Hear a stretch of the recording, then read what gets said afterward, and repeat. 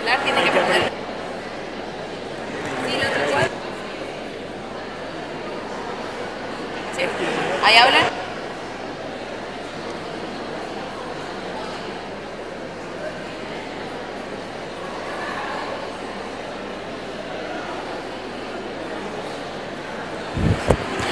Hola, buenos días.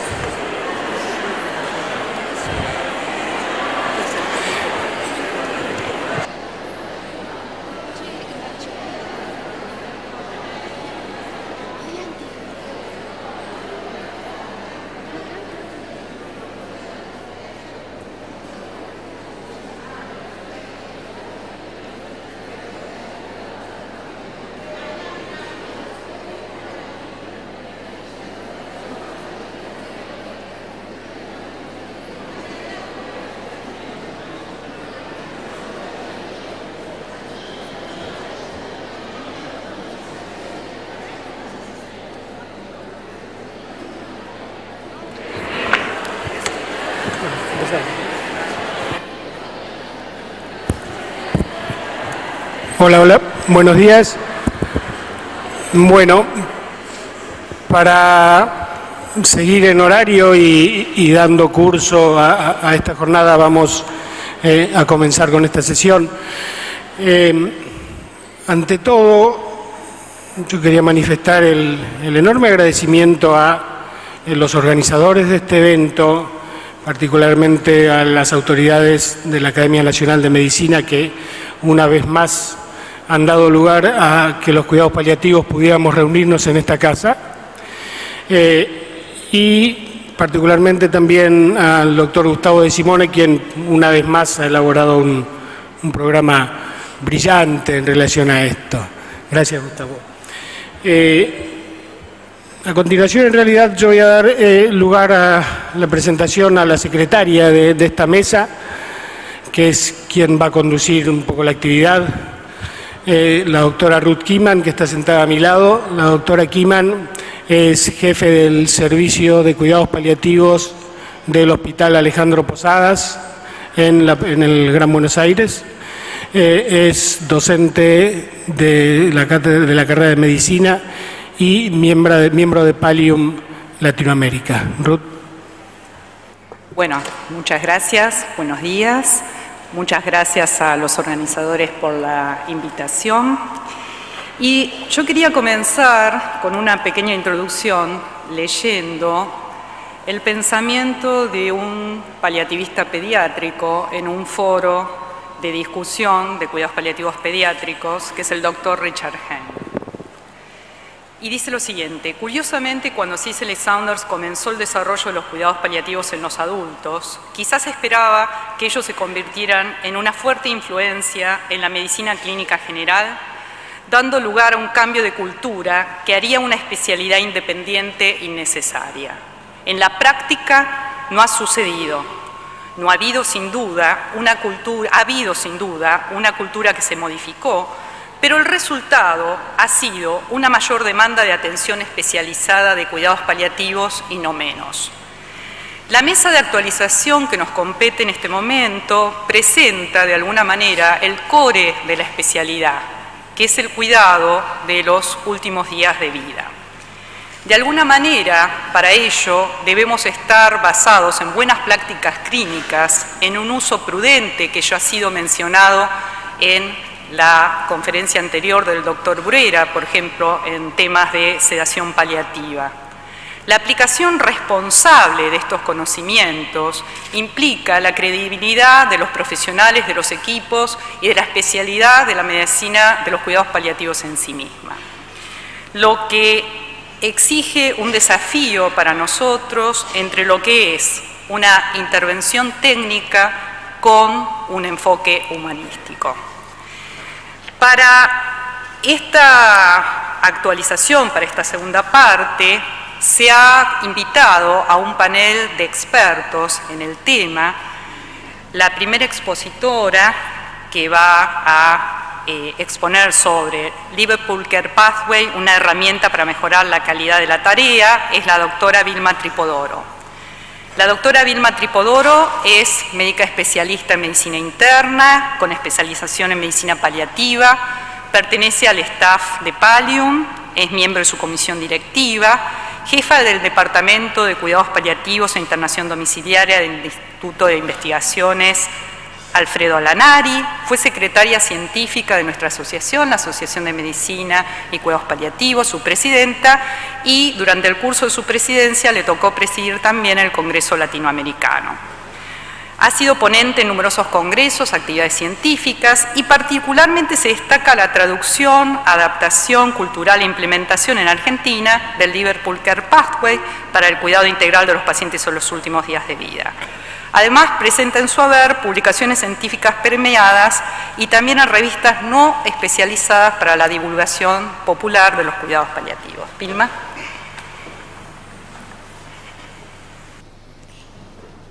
Muchas gracias, Ruth, y muchas gracias a los organizadores y una gran felicitación porque la verdad que esté todo lleno, inclusive por arriba, gente sentada, la verdad que es una alegría enorme, así que muchas felicitaciones y bienvenidos a todos. Liverpool Care Pathway, una herramienta para mejorar la calidad de la tarea. Este es el título de esta presentación. Y tomo esta frase: el modo más cómodo de conocer una ciudad es averiguar cómo se trabaja en ella, cómo se ama y cómo se muere. Esto está tomado de Camus, del libro La Peste, y yo marqué la última parte. No vamos a hablar de cómo se trabaja ni de cómo se ama, sino vamos a hablar de cómo se muere, o vamos a tratar, por lo menos, de saberlo. Y les voy a presentar lo que hemos llamado PAMPA, que quiere decir Programa Asistencial Multidisciplinario Pallium, que es una secuencia de cuidado integral en el final de la vida, y que es la traducción, adaptación cultural e implementación en Argentina del Liverpool Care Pathway. El Liverpool Care Pathway es una secuencia, es decir, una secuencia como si fuera una trayectoria, no una guía clínica exactamente, ni tampoco un protocolo, sino justamente es un pathway, que la traducción no es muy fácil, pero es que para trasladar los cuidados del modelo hospice a otros escenarios. Y cuando me refiero al modelo hospice estoy hablando de ese cuidado integral que bien conocemos, que abarca todos los aspectos del paciente y su familia. Y a otros escenarios, porque no es solo para el ámbito de los cuidados paliativos, sino también para todos los pacientes que estén en sus últimos días de vida en cualquier escenario posible dentro de internados o en sus domicilios o en casas de cuidados o de larga estancia, lo que sea. Provee un marco basado en la evidencia, porque está basado precisamente en toda la evidencia científica demostrada, y además permite generar evidencia científica, y ha probado ser costo efectivo. El LSP fue desarrollado en Liverpool en los fines de la década del 90, en el Marie Curie Palliative Care Institute, y se utiliza actualmente en más de 1.300 centros hospitalarios y también en la comunidad, ya sea en pacientes en su domicilio o en las casas de cuidado. Fue traducido a varios idiomas, en donde ya se han implementado en varios idiomas en Europa especialmente, y actualmente ha sido validado al español ya hace un año por Pallium en su versión, la última versión, que es la versión 12 de fines del 2009. El LSP, el Liverpool Care Pathway, es un documento interdisciplinario, y esto lo quiero remarcar porque precisamente lo que nos permite es reforzar nuestro trabajo en equipo interdisciplinario, y pretende guiar, reforzar e informar sobre el plan de cuidados. Es para pacientes en los últimos horas o días de vida, es decir, que estamos bien en el momento preciso del proceso de morir, que es justamente algo de lo que es bastante difícil de precisar, y es tal vez todos los que trabajamos en cuidados paliativos sabemos que decidir que un paciente efectivamente está muriendo y que está en las últimas horas de vida no siempre es tan fácil, y por eso es muy importante poder trabajar multidisciplinariamente para poder afinar, para poder arrimar lo más posible ese diagnóstico y poder dar los cuidados de excelencia los de mejor calidad en estas últimas horas o días. Integra a la práctica las pautas basadas en la evidencia clínica, como dije, porque cada versión actualizada del LSP está enriquecida por toda la evidencia científica que se publica en todo el mundo sobre esta situación, y es una forma de hacer visible, mensurable y explícita la mejor calidad de cuidados del morir. Es decir, que apunta precisamente a lo que decía, que es la excelencia. La implementación del Liverpool Care Pathway implica un entrenamiento profesional continuo. Esto es que no es posible aplicar este protocolo, esta secuencia de cuidados como si fuera una guía nada más, porque justamente es muy necesario el entrenamiento continuo para, desde el punto de vista, lo que dije recién, de diagnosticar cuando efectivamente un paciente se está muriendo y cómo tratar todos los aspectos, tanto físicos como emocionales, como espirituales, como sociales, del paciente y su familia en esta ultimísima etapa de la vida. Requiere una revisión y un análisis de la situación basal, es decir, desde dónde se está partiendo para decir voy a mejorar este estándar de cuidado. Implica una implementación y una práctica reflexiva, porque precisamente hace que reflexionemos todo el tiempo sobre lo que estamos haciendo, es decir, si lo estamos haciendo bien, si lo estamos haciendo regular o si lo estamos haciendo mal y por qué lo estamos haciendo de esa manera. Todo el tiempo nos invita a reflexionar, y en este sentido creo que tiene una importancia en la educación muy grande, porque el entrenamiento continuo y la práctica reflexiva son como los pilares de una educación continua, así que además de un programa asistencial, es un programa de educación continua en este sentido en el final de la vida. Y analiza la provisión de cuidado a nivel nacional, es decir, que nacional, regional, provincial, zonal, lo que uno vaya agrandando el análisis de esta práctica de cuidados con la intención de que sea extendido a la totalidad de los pacientes y a todos los escenarios. Les comento un poco cómo son las fases de implementación de este programa. Son 5 fases en 10 pasos. La primera fase es la de inducción, que es justamente decidirse a establecer este proyecto, es decir, largarse con este programa. La segunda fase de implementación tiene 5 pasos, que son desarrollar el instrumento, en nuestro caso fue traducirlo y validarlo al español nuestro además, no al español de España. Un tercer paso, que es el de auditoría basal, que les voy a comentar enseguida, que tiene que ver con ver cómo estamos haciendo las cosas actualmente para después mejorar. Un cuarto paso, que son los programas educativos, para poder justamente entrenarnos para utilizar este instrumento, esta herramienta. Y un quinto paso, que es la implementación en sitios piloto, para poder largar con pequeñas muestras, que son las muestras donde se hace la auditoría inicial. Una tercera fase de diseminación que implica la práctica reflexiva. Una vez que uno ya lo instaló en pilotos, poder continuar haciendo la práctica y reflexionando, y la evaluación y entrenamiento continuo serían esta fase de diseminación. Nosotros estamos en este momento en esta etapa entre la fase 2 de implementación y la fase 3 de diseminación, y nos falta un buen rato porque esto no se termina nunca en realidad, que son las fases de sustentabilidad, es decir, en este momento no tenemos nadie que pueda sostener este proyecto educativo y este proyecto asistencial con recursos genuinos a nivel de las instituciones o de las autoridades o de los gobernantes en general. Y finalmente, y como última meta, sería el reconocimiento como indicador de la calidad en una agenda nacional de salud, como para poder instalar un instrumento de este tipo, una herramienta de este tipo para poder mejorar la calidad de atención a todo nivel. Y entonces decía Camus, ¿cómo se muere?, preguntaba, en una ciudad o en un lugar o de donde estemos hablando. Y para eso hicimos una revisión y un análisis de la situación basal, que era una de las primeras partes de la fase 1, y según los objetivos de excelencia del LSP, analizamos 3 muestras en 3 centros asistenciales en la ciudad de Buenos Aires. Un hospital universitario, el Instituto Lanari, con 20 casos, un hospital con residencia en cuidados paliativos, que es el Hospital Udaondo, y el programa domiciliario de Palium con otros 20 casos. Lo que se hizo es un análisis retrospectivo de las últimas 60 fallecidos, 20 de cada sitio en cada uno de estos lugares. Entonces, retrospectivamente analizamos, según los objetivos del LSP, cómo se hacían las cosas, o por lo menos cómo se documentaban las cosas que se hacían, porque esto no quiere decir que las cosas se hagan mal siempre, sino que muchas veces no se documentan, y eso sabemos todos que el subregistro es uno de nuestros pecados, yo diría.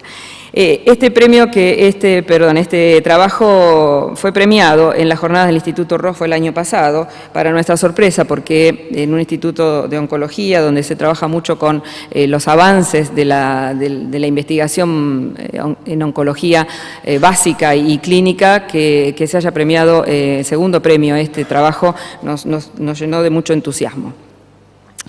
El Liverpool Care Pathway tiene 3 secciones. Una primera sección que es la evaluación inicial del paciente, el plan de cuidado integral, es decir, cómo está el paciente en el momento que se decide que efectivamente entró en sus últimas horas de vida. Una segunda sección que tiene que ver con el seguimiento de los pacientes, el control evolutivo, que requiere sí o sí una revisión cada 3 días, porque la situación puede ser cambiante.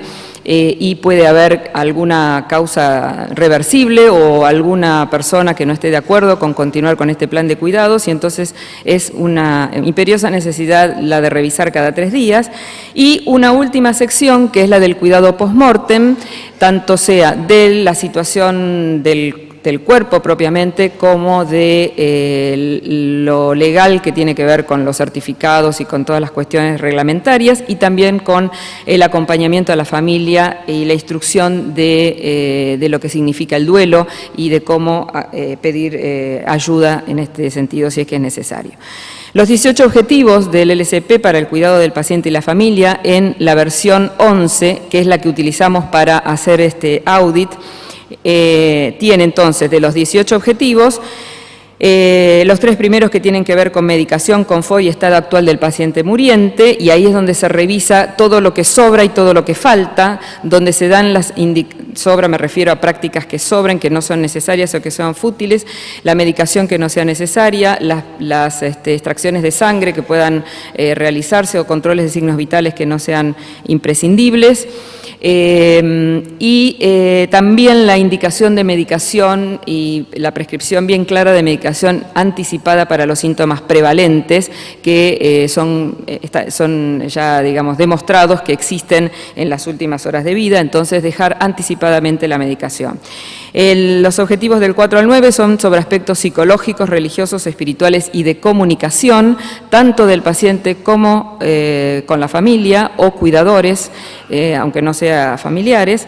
Luego hay un resumen del plan de cuidados, y finalmente los últimos objetivos tienen que ver con los cuidados post-mortem y el duelo. Sobre estos 18 objetivos es que nosotros revisamos las historias para ver qué era lo que nosotros estábamos haciendo en estos 3 centros asistenciales, o qué era lo que estábamos anotando que hacíamos, por lo menos.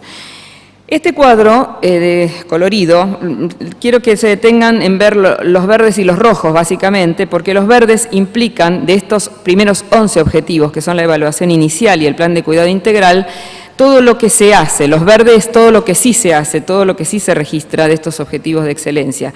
Y lo rojo es todo lo que no se hace, o por lo menos no queda registrado. Cuando uno audita una historia, no sabe si en realidad se habló o no se habló del plan de cuidado de la familia, lo que no consta es como si no se hubiera hecho. En estos 11 objetivos están entonces todos los que tienen que ver con cómo está el paciente, con los síntomas prevalentes, con cómo están controlados esos síntomas y con la suspensión de cualquier tipo de intervención innecesaria o fútil en estas últimas horas o días de vida. Perdón, ¿Quién me habla? el tiempo, yo. Sí. Bien. Bien, aquí entonces va el control evolutivo. Nuevamente todo lo que ven en rojo son lo que no se cumple de la evolución, y todo lo que en verde es lo que sí. Y finalmente los cuidados post-mortem, los más rojos de todos, son los que prácticamente no se cumplen ninguno de los objetivos de excelencia. La situación basal resumida en los 3 centros es que un 65% de los objetivos de excelencia no se cumplen o por lo menos no se registran. Por supuesto hay diferencias en los 3 centros, pero el objetivo de la presentación era mostrarles una situación basal y todo junto da este cuadro. Las conclusiones serían que se identificaron con esta revisión las debilidades en el manejo de los pacientes en el final de la vida y las dificultades para la documentación, que bueno, son conocidas pero acá se ponen muy en evidencia, y el uso del LSP PAMPA, como ya lo llamamos, como parte de un programa de calidad de atención, recae en la organización que lo coordina y debe estar sustentado por un sólido programa de educación y entrenamiento continuo. Por eso decía que además de un programa asistencial, es fuertemente un programa educativo. Los top 10, los 10 fuertes del LSP PAMPA es que es una herramienta tan buena como los profesionales que lo utilizan. Es decir, no es mejor este instrumento que nosotros que trabajamos con el instrumento. Es tan buena como nosotros, lo utilizamos como una herramienta precisamente para mejorar la tarea. No debe ser usado sin entrenamiento, porque esto requiere precisamente este entrenamiento continuo. Es una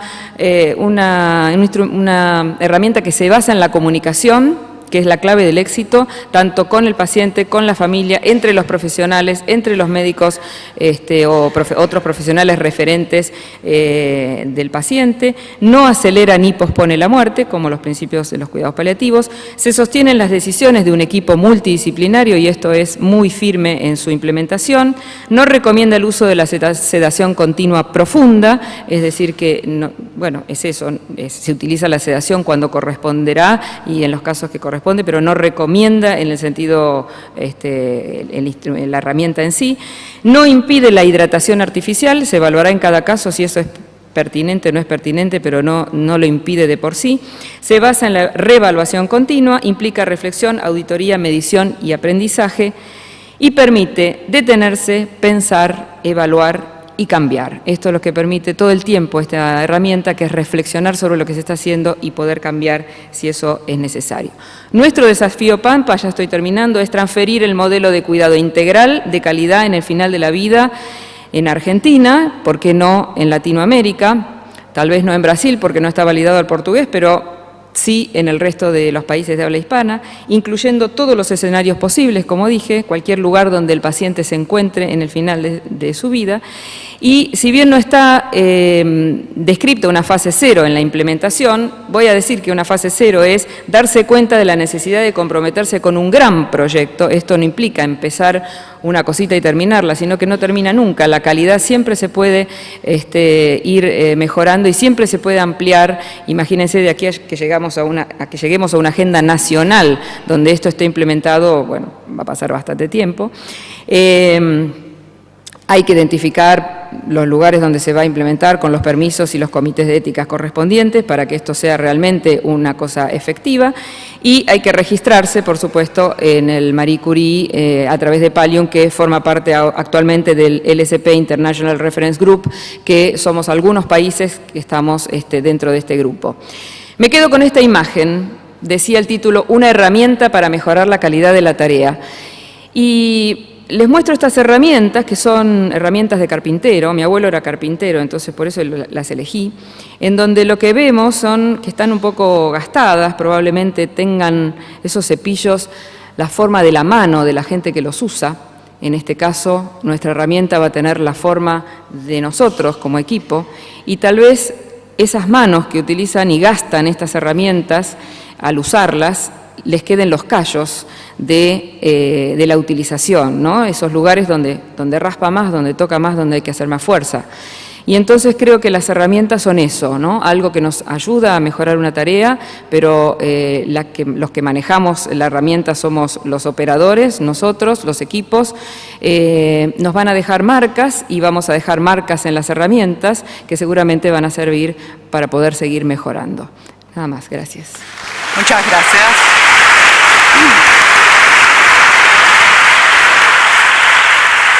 Le vamos a pedir a nuestro segundo expositor, el doctor Gustavo De Simone, que nos permita reflexionar sobre la investigación, los resultados PCAR 9 nutrición e hidratación al final de la vida. El doctor Gustavo de Simones, médico oncólogo clínico, máster en medicina paliativa, coordinador del programa de residencia de cuidados paliativos del Ministerio de Salud del Gobierno de la Ciudad de Buenos Aires, director médico de la Asociación Palium, coordinador de Centro de Medicina Paliativa, director de la Maestría de Cuidados Paliativos de la Universidad de El Salvador, editor regional de Current Concept in Palliative Care, autor de numerosos trabajos publicados en la especialidad y miembro coordinador del Grupo de Trabajo de Cuidados Paliativos del Consejo Académico de Ética en Medicina, además de profesor de muchos de los que estamos acá. Muchas gracias, Gustavo.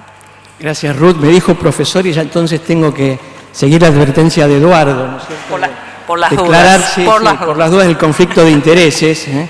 En ese sentido tengo un claro interés y es que Boca gane el domingo, ¿sí? Y que River definitivamente ingrese en los cuidados paliativos del descenso.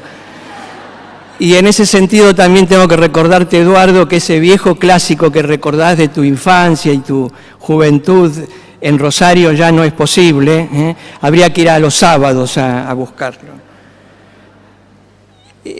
Un vaso de agua no se le niega a nadie, es una premisa universal. Y lo que queremos es desde la medicina ver hasta dónde existe una evidencia de que la hidratación es imprescindible o no en los últimos días de vida. Acá no estamos hablando ni siquiera del paciente en cuidados paliativos en etapas precoces, sino particularmente de aquel que está en la fase de morir. Y en ese sentido voy a compartir con ustedes la experiencia del OPCARE 9. ¿Qué es esto? Es un proyecto colaborativo internacional de la Unión Europea en el contexto del 7º programa marco, coordinado por el grupo de Liverpool, cuyo propósito es explorar el conocimiento teórico y práctico existente sobre el tema de los últimos días de vida de enfermos con cáncer, muy focalizado. 7 instituciones incluidas de Europa y 2 del resto de Europa, Holanda, Gran Bretaña, Suecia, Alemania, Eslovenia e Italia, con determinados equipos e instituciones, Nueva Zelanda y en la Argentina, a través de Palium, con la aprobación del MinSIT, porque es un proyecto de la Unión Europea. Insisto en que este trabajo de colaboración internacional se focaliza en los últimos días de vida, en la fase del morir, y transcurrió en los últimos 3 años, habiendo finalizado hace un par de meses.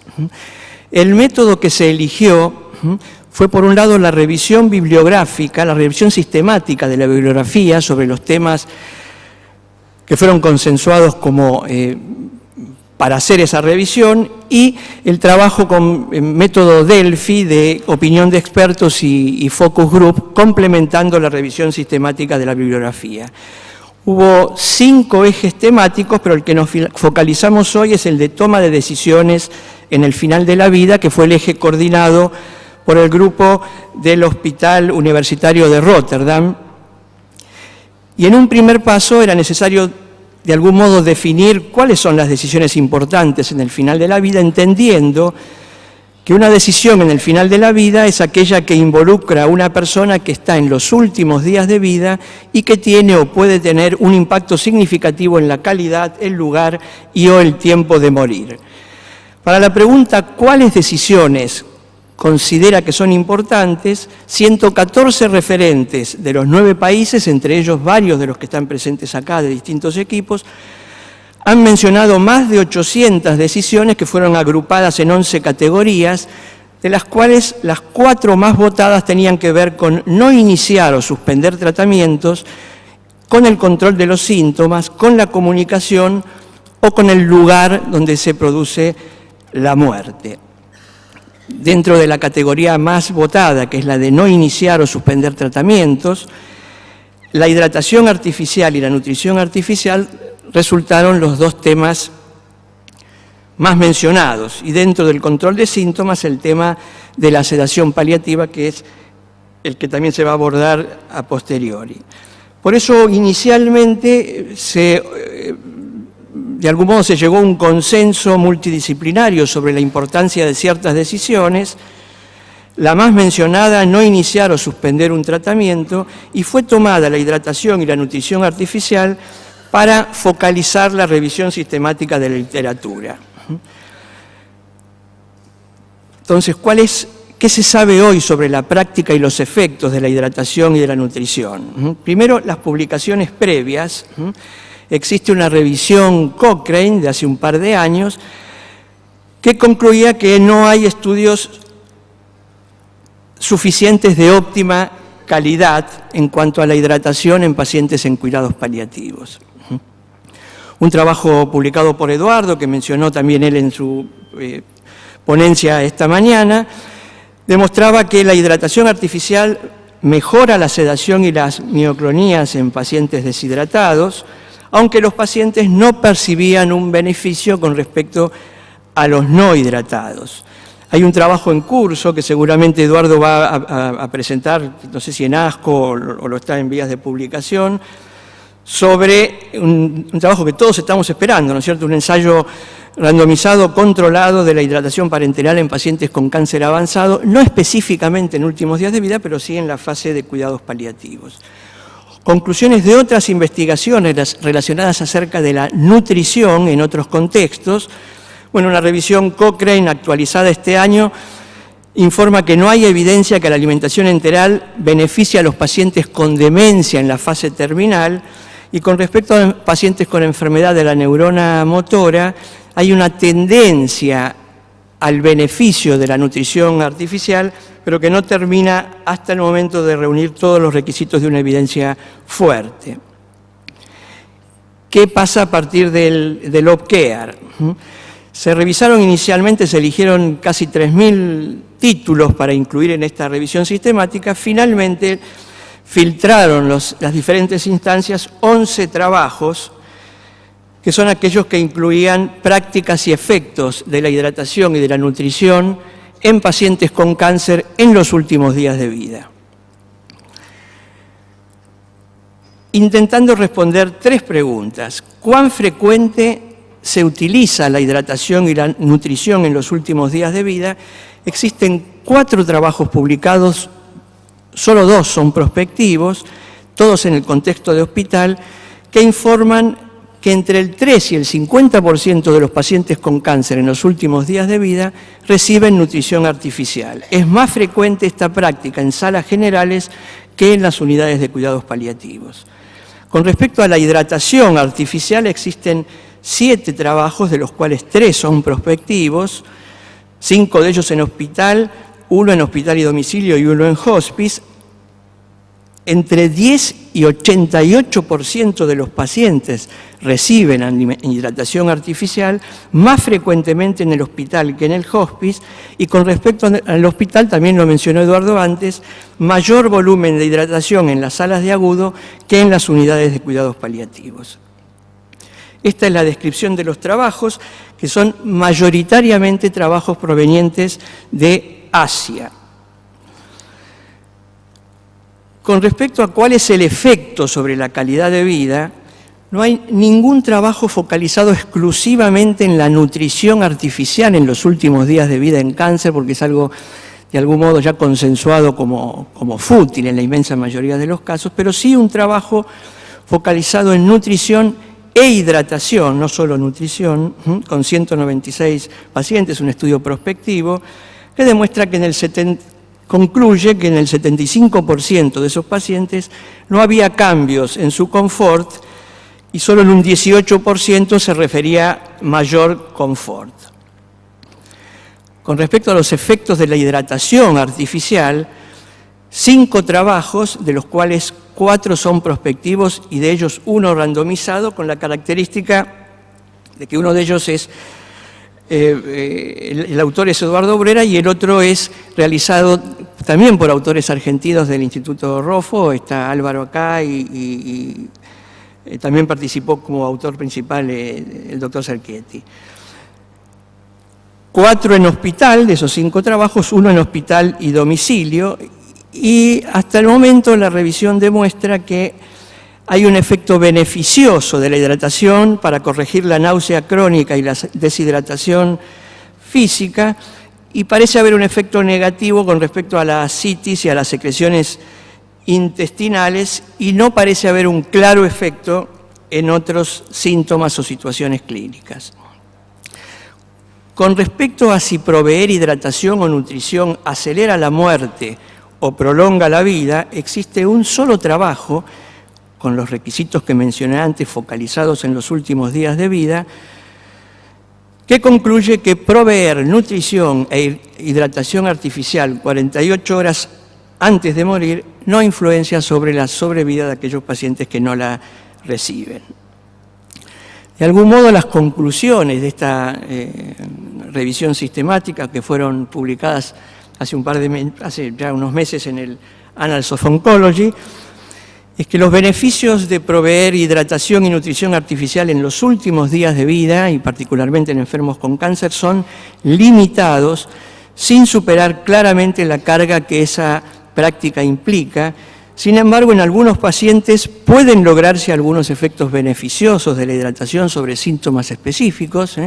Nunca una revisión sistemática va a suplir el juicio clínico de aquel profesional que está asistiendo, del equipo que está asistiendo a un determinado paciente, y está más que claro a la luz de la limitación de los trabajos publicados, que hubo que ir a un criterio más amplio. Si buscábamos solamente trabajos prospectivos controlados, llegábamos a la conclusión de la Cochrane del 2009, no hay esa fortaleza. Indudablemente son necesarias mayores investigaciones que mejoren la base de evidencia para el cuidado en la fase de morir. Gracias. Muchas gracias. Le vamos a pedir ahora a nuestro último expositor. Es un gusto para mí presentar al doctor Jorge Mancini, que va a hablar de los requisitos para considerar la sedación paliativa. El doctor Jorge Mancini es especialista consultor en clínica médica, especialista universitario en bioética, trabaja desde hace muchísimos años en el Hospital Privado de la Comunidad de Mar del Plata, miembro fundador de la sección Medicina Paliativa del Comité de Ética del Hospital, es la Asociación Argentina de Bioética, miembro del Consejo Editorial de Publicaciones de la Asociación Argentina de Medicina y Cuidados Paliativos, del Comité Editorial de la revista Quirón, de la revista del Hospital Privado de la Comunidad, revisor experto de publicaciones nacionales e internacionales, profesor invitado de varias universidades nacionales y de la Universidad de El Salvador, miembro titular del Grupo de Trabajo Decisiones en el Final de la Vida del Consejo Académico de Ética de Medicina de la Academia Nacional de Medicina, ha presentado numerosas comunicaciones, autor de numerosos trabajos, libros y capítulos, y como integrante de la Comisión de Bioética de la Universidad Nacional de Mar del Plata recibió en 1994 del Club de Leones el premio Hipocampo, mención especial por la promoción y defensa de la ética como fundamento social. Muchas gracias, doctora. Bien, en primer lugar, debo agradecer la posibilidad de estar en este recinto tan venerable y recordar que hace 25 años empecé a disertar aquí sobre cuidados paliativos, invitado por el gran ausente de hoy, que es el profesor Rubén Vil, que figuraba en los primeros programas como que iba a concurrir, y son 25 años en septiembre, así que esto es algo conmemorativo, ¿verdad? Lo que les voy a tratar de transmitir surge, esto se está avanzando solo.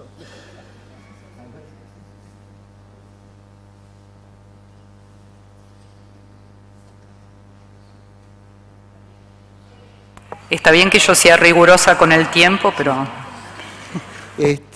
pero creo que con ese no va. Bueno, lo que les voy a transmitir surge tanto, cuando esto se quede quieto, de lo que yo pienso de este tema, como de una revisión sistemática que está viajando a Londres en este momento. Bueno, gracias, porque ese era el que les quería mostrar, ya tanto no. Y donde además los participantes... A ver la tecla sub, ¿cuál es? Que con eso lo paro. ¿Alguien? Acá está. A ver. ¿Será verdad? Disculpen, pero yo les juro que funcionaba bien. A ver, para ir para... Dale, sí, perfecto. Muy bien. Ahora vamos a andar bien. El segundo deja puesto, entonces la 2. Entonces yo puedo mostrarles aquí. Bueno, lo que les quería mostrar, que estoy compartiendo esta mesa con dos de los que también han mandado trabajos por solicitud para este número de la revista Current Opinion in Supportive and Palliative Care, que va a ser publicado en septiembre, un número dedicado a cuidados paliativos, y el editor de ese número, editor invitado, es el doctor Gustavo de Simone, y la doctora Ruth Kiman, que coordina esta mesa, por eso me va a dar algún minutito más ya que la nombro, también figura conmigo aquí como autores argentinos. Creo que es de algún modo reconocer que los cuidados paliativos en la Argentina tienen algún protagonismo. Para los que no son especialistas, les quiero explicar de qué estamos hablando. Estamos hablando de un procedimiento cuya indicación debe meditarse con mucha serenidad porque es grave, como lo marcó el doctor Bruera, pero que es estándar en cuidados paliativos y que consiste en reducir la conciencia del paciente, el grado de conciencia, como único modo de aliviar los síntomas que tiene. Hay solamente en algunos casos especiales, como puede ser el delirio por opiáceos o por hipercalcemia, o cuando la sedación es transitoria, se puede asociar lo que fue mencionado recién, hidratación y eventualmente alimentación artificial, pero en general no. Entonces vamos a sedar la conciencia de un paciente que va a estar sin hidratación, sin alimentación. Si el procedimiento no es discontinuado, lo que uno puede esperar es que ese paciente se muera. Y la justificación ética de un procedimiento tal se hace a través del principio del segundo efecto y del principio de proporcionalidad. Cuando me invitaron, yo pensé acerca del título propuesto, Requisitos para la sedación paliativa. Si me hubieran propuesto indicaciones, entonces hubiera mostrado y explicado un poco más la que sigue. Un diapositivo como... ¿A dónde está aquí? Dale, adelante. ¿Qué pasó acá? A mí me sigue trabado acá, voy a tener que mirar allá. Anda para atrás, por favor. Bastante. Esa. Ahí tienen lo que uno puede recoger de la literatura de cuáles son las indicaciones de la sedación paliativa, donde está la confusión aguda, agitada o no, que es el delirium del cual nos habló también el doctor Bruera. Pero si uno pide requisitos, se está hablando de otra cosa o más. Empezar a desbrozar los significados, las consecuencias, las dudas. Y entonces va a venir la primera aseveración que voy a hacer, que es que desde la perspectiva ética este tema está lejos, la que sigue, de estar resuelto. La Asociación Europea de Cuidados Paliativos publica en el 2009 un trabajo de su grupo de expertos sobre el tema y además abre un foro en su página web desde el año 2010, donde la versión que yo revisé hace unos meses para el trabajo tenía 85 páginas, es abierto, se puede discutir, aportar, y una de las conclusiones es justamente que es un tema que no ha sido resuelto hasta la fecha. Hay muchos aspectos en discusión. En general, si uno habla de la sedación paliativa, entendida como reversible, transitoria, no se plantean problemas éticos. Pero las perplejidades aparecen cuando hablamos de lo que los españoles han llamado sedación ante la agonía, o sedación terminal de la terminología original de hace muchos años, y ante una situación muy particular o indicación muy particular de la sedación paliativa, que es el sufrimiento existencial. La que sigue.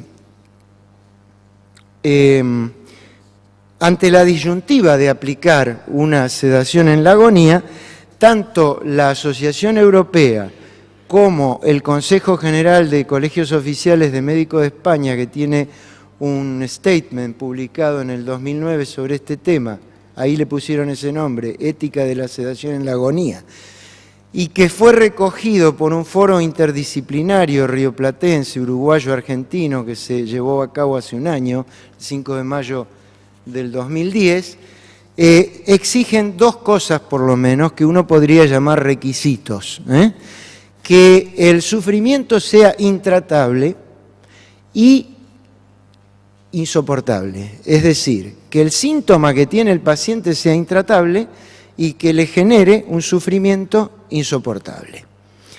Esto desde ya está apelando al principio de proporcionalidad, es decir, si hay un método menos grave de lograr el alivio, usémoslo. No lo hay, usemos esto, que es un poco lo que hoy nos decía Ricardo, ¿no? La Asociación Europea llega a decir que si estos supuestos no se dan, no hay modo de separar la sedación paliativa de una forma lenta de eutanasia. Y aquí empiezan los problemas, porque yo podría preguntar, ¿cuándo un síntoma es refractario? ¿Y cuándo el sufrimiento es insoportable? Porque esto va a depender mucho de la calidad de los cuidados que reciba el paciente. Un síntoma es intratable para un cuidador insuficientemente preparado, por ejemplo, un inexperto. Y si llamo a un experto, ese mismo síntoma puede ser tratable. También va a depender de los cuidados que reciba el núcleo familiar, lo explicaba muy bien Bruera, un paciente en delirio, expliquémosle a la familia lo que le está pasando, porque si no van a venir los pedidos de doctor, haga algo más.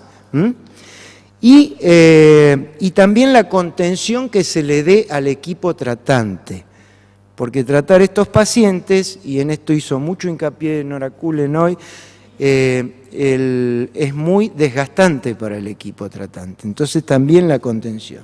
La que sigue. Estos autores suecos que le marco ahí abajo, justamente critican esto, que los documentos de la Asociación Europea no explican claramente qué es un síntoma intratable y qué es sufrimiento insoportable. Y además critican que se apele al principio de segundo efecto para justificarlo.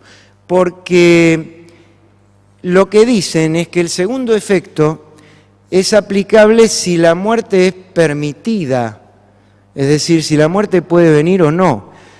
Pero cuando estamos aplicando no la sedación transitoria, la clásicamente llamada sedación paliativa, sino la sedación en la agonía, la muerte es lo esperable, es lo que creemos que va a ocurrir con el paciente. Y Bruera les dio números, el 48% de los pacientes mueren rápidamente. Entonces dicen, esto acá el principio no es aplicable. Esta es una vieja objeción, la que sigue, que estaba hecha por Quill y sus colaboradores ya en el año 97 en este trabajo. Hay un defecto en este trabajo de Quill y en general en su línea de trabajo, según mi modesta opinión, que no está publicada porque yo mandé una carta en aquel momento sobre este trabajo al New England, y si ustedes piensan en aquel entonces cuánto tardaba en llegar la revista acá, yo en leerla, en preparar mi respuesta en inglés y mandarla, me dijeron, doctor, llegó fuera de término, no se publica. Muy bien. ¿Cuál es la objeción? Es que ellos describen la sedación como un goteo abierto de en general una diazepina, pero creo que en aquella época usaban otras cosas también, como fue dicho, lo que más se usa es midazolam, pero en aquella época seguramente, yo no me acuerdo ahora, apelaban a fenotiacinas o alguna cosa así, seguramente algún opiáceo también, el clásico cóctel lítico de mucho antes, pero lo describen así, como abrir un goteo, no como lo entendemos que es, vamos sedando, vamos midiendo cómo está el paciente y eventualmente aumentaremos el goteo. Son dos cosas, el detalle aquí es lo importante. Adelante. Yo encontré, para responder esta crítica de Quill y la de los suecos, Esto de unos autores uruguayos, un trabajo muy interesante que después voy a volver a citar por otro motivo. Ellos dicen que si el efecto que yo deseo es el alivio del sufrimiento, yo no deseo sedar al paciente. Y entonces puedo ver a la sedación como el efecto segundo y que la muerte en realidad va a ocurrir como consecuencia de la propia enfermedad. Esto está subrayado por mí acá, no está así en el trabajo original. Es muy discutible, no lo he encontrado visto por otros autores, pero por lo menos me parece que abre una puerta en esto como para poderlo pensar diferente. Adelante. Lo de Quill ya lo dije. No se asuste, doctora, que empezamos mal, pero vamos bien, Yo le aviso. Adelante, me avisa un ratito antes, por favor. Adelante. No, la anterior. Estos autores, no se asusten, acá está, se los traduje lo mejor que pude, acá abajo. Porque estos alemanes publican en alemán, les aseguro que me fue muy difícil encontrar trabajos alemanes y después tratar de entender algo de lo que decían los trabajos alemanes, ¿no? Dicen directamente que según cómo se aplique el método, esto es una forma de eutanasia. O sea, se refieren a esto que yo les decía, la forma en que lo describen Quill y demás. Adelante. El tema del sufrimiento existencial. La primera dificultad es la definición.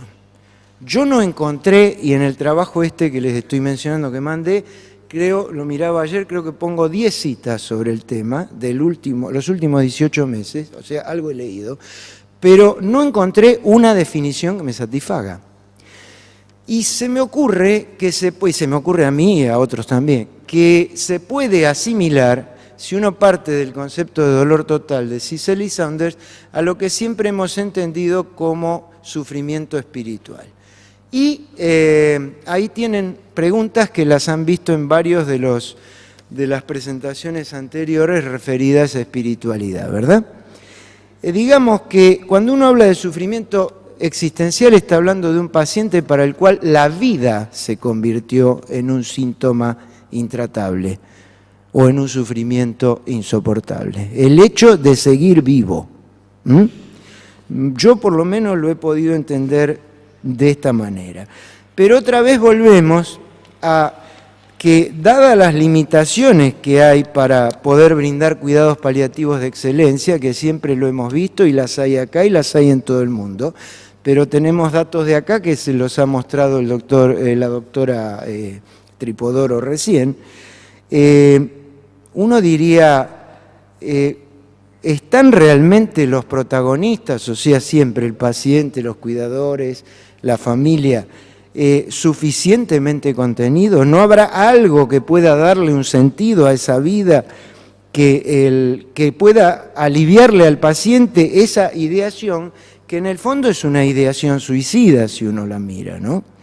Y pasamos la siguiente, volvemos a estos autores uruguayos, que ellos analizan 274 casos de sedación paliativa y refieren, muy bien discutido, yo se los recomiendo el trabajo, a mí me gustó mucho, ahí está la cita, no lo dije, pero como hago siempre al principio, al final de la presentación está mi mail, si no lo encuentran me mandan, yo se los pido, se los mando, me lo piden, se los mando. No reconocieron sufrimiento existencial en ninguno de esos 274 casos. Entonces uno se pregunta qué pasó allí. ¿Era un grupo particular? Porque, ojo, no eran 4 ni 5 pacientes, eran 274. ¿O tuvieron mayor contención emocional espiritual? No lo sé. Bien. Personalmente yo estoy convencido de que las respuestas a todos estos interrogantes que he tratado de mostrarles no van a venir ni de mejores guías ni de más reuniones de expertos, sino que se corresponden más con siempre se dijo que la medicina era una ciencia y un arte, o que tenía una faceta científica y una faceta artística, o a mí la definición que más me gusta es que es una práctica social de base científica. Entonces, que esto correspondería más a la parte de arte de la medicina que a la parte de ciencia entendida en el sentido de ciencia dura de números. Y entonces, la que sigue, como decía Edmund Pellegrino, bioeticista norteamericano, pero formado con la INA en Tralgo, hace nada menos que 21 años. No sé si de atrás se alcanza a leer, por las dudas yo lo voy a leer porque ya voy terminando. Que mucho depende de la forma en que el médico presenta los hechos, qué hechos selecciona y acentúa, cuánto revela, cómo pondera los riesgos y beneficios, y en qué medida respeta o explora los temores y ansiedades de su paciente. En resumen, cómo usa su poder como Asclepíade. Todo paciente, hasta el más instruido e independiente, puede ser víctima o beneficiario de ese poder. Por consiguiente, el médico tiene la responsabilidad de ser sensible al estado de dependencia, vulnerabilidad y temor del paciente y de no explotar ese estado aunque crea que es lo mejor para éste. Tiene todo un párrafo intermedio y yo tomé esto porque me pareció muy fuerte. El carácter del médico sigue siendo la salvaguarda